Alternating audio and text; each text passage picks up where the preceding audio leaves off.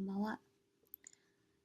Right, so today I'm gonna be talking about something that I have been thinking about for quite a bit, and it's about jealousy and basically how to take advantage of it. The thing with jealousy is if you understand the mechanics behind those feelings that you have, you can actually take measures to prevent it. It's like how, for example, right? If you put, let's say, an open bottle of water next to the edge of something, and if you put it too close to the edge, you would understand that there's a chance you might knock it over accidentally, and gravity will pull it down. Right? That's a known fact. Everyone understands the concept of gravity, which is why we can actually take measures to prevent that from happening. So what do? We move the bottle away, right? Once you realize that it's too close to the edge. It's the same concept with understanding of feelings and the root of why you felt that way in the first place. So you'd be able to take measures to prevent that feeling from taking control of you. So what is jealousy really? What makes us feel jealous in the first place? So jealousy and envy actually originates from when you see someone has something that you want. It's not really an inferiority complex, like where you think you can't do it at all, right? That person is better than you in every way possible. But it's more that you feel that feeling of regret or frustration, like, oh, why can't I be like that? Why can't I have that? And it usually stems from the feeling of not being able to accept your own reality, that this is your life that is lacking so many things that you actually want. Instead of seeing it something as bad or negative, you could actually see it as an opportunity for you to see and confirm what is it that you really want in life. For example, when a married couple, let's say they go out shopping, right? And if the husband looks at some other woman while they're walking together, and the wife gets jealous, right? What is it that the wife really wants? She basically wants attention from her husband, right? To feel desired, like how the husband is lusting over this other woman, right? It's not that she's jealous of that woman. Or when a man gets jealous of his 70-year-old boss who has this really young, beautiful model as his girlfriend. But what is it that this man really wants? It's not the model herself, right? It's not that he wants a beautiful model as a wife, but he probably just desires the power, the success, or the freedom that his boss has, to be able to have such a young, beautiful wife. Or, let's say when a partner gets jealous of their boyfriend or girlfriend when they interact with people of the opposite sex. That's very common, right? It's a common situation. What is it that they truly want? It's not to actually control their partners or to prevent them from falling in love with someone else, right? It goes deeper than that. It could actually be they are envious of the fact that their partners are able to make friends so easily, to be able to have confidence in themselves, to socialize with other people freely, and not be attracted to them, it's because the fact they already have a partner, right? And it could also be they want the freedom and the courage to have other things to rely on for their happiness, and not just cling so dearly to the relationship. Like in my case, like for my personal experience, I have a little sister, and she used to have this really big obsession with working out. And this was back in college when I was young and naive and playful and rebellious. And basically just a bitch. Yeah. But my younger sister has always had low self-esteem when it comes to her own body, which is why she decided she would start working out and eating less. And she got really, really thin in, I would say, in a year or so. And at that time, when I saw her working out every day, I would think to myself, like, why is she doing this? Why is she torturing herself? Yeah, being the bitch that I was probably thinking, yeah, it's probably because she's not, as um, confident in her own body as I am. That's why she feels like she needs to work on it. I would tell myself, God, she looks so miserable working out. Like, really? Why? Why is she doing this? Ugh, who needs to work out? I don't need to work out. Yeah, and it's not only my younger sister at the time. Like, I would look at girls on social media, like fitness gurus or like celebrity fitness coaches on Instagram or Facebook with like really nice bodies and stuff. And I would try to pick out their flaws. Like, oh, she kind of looks a bit funny. When you look at her at certain angles, or like, she doesn't have that great of a body. Like, why is she so popular? Or really, is this what she does all day? Is she really happy just doing this and eating salads all day? Like, that's so sad. Ugh, I can eat anything I want. Like, why put myself through that? And yeah, she's probably just a pretty face. That's all there is to her. But if I really think about it, what I was really feeling was probably my own insecurity about my own appearance, right?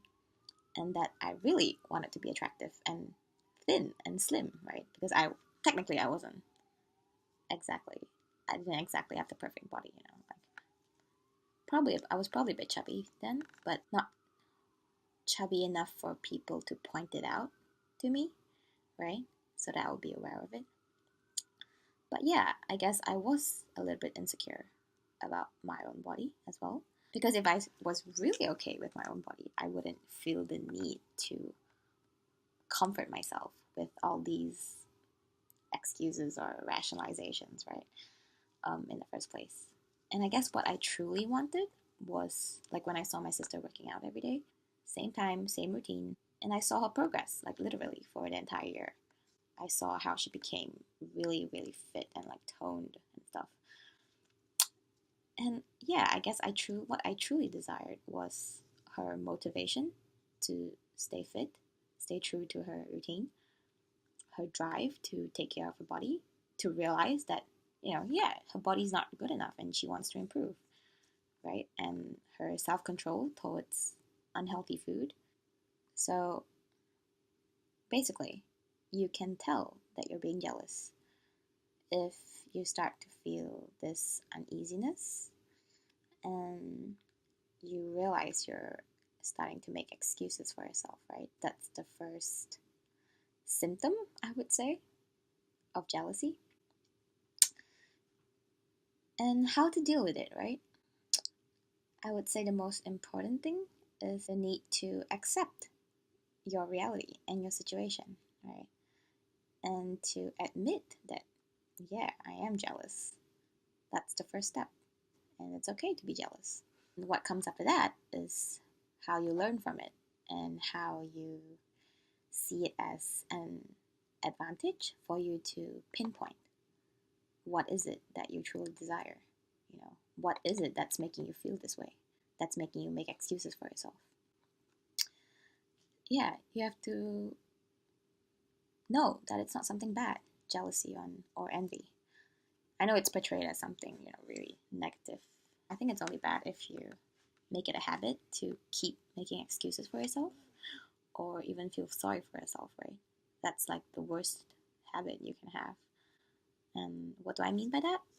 For example, if you see someone making a lot of money, with beautiful women, beautiful cars, and when you get this feeling of envy, you immediately think, oh, he must be doing something really shady. Or yeah, he grew up with a good family background and with good education, that's why he can be so rich. Another common example would be when your friend tells you he's like quitting his job and starting his own business. And if you're feeling a tad bit jealous, instead of rooting him on and being supportive, you probably would reject his choice, right?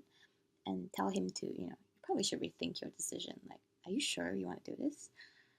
Or if you're not that close, right, you would probably feel like you're not in the position to give him that sort of advice. So, which is why you would probably just congratulate him on the surface. But deep down, you'd be thinking, God, what a dumb move. Like, I would never buy his product or use his service at all.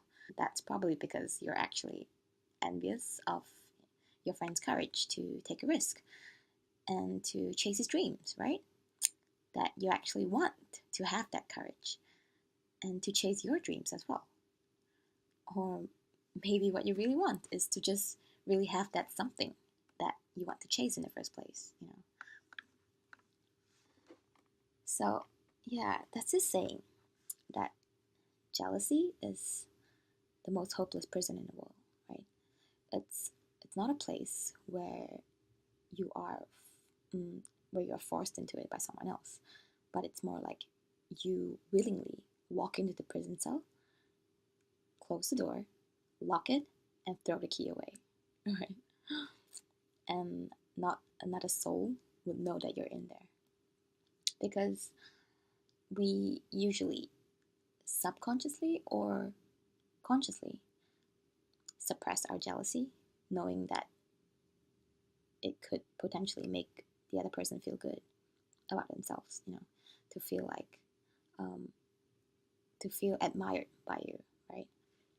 And you cannot let that happen because that would mean you're not as good as them, right? That would mean that you're admitting that you're not as good as them, and you actually counter this negativity by comforting ourselves with petty lies or by giving ourselves reasons to um, ease the pain of not being good enough. So the pain can be dulled for you to continue surviving in this lonely prison cell that you created for yourself. I guess what I would like to say is I think it's only a prison if you don't want to realize you're being jealous in the first place. It's that simple. Just acknowledging that, yes, you do get jealous from time to time, and that it's okay, and that you're feeling this way because there's something you want that the other person has.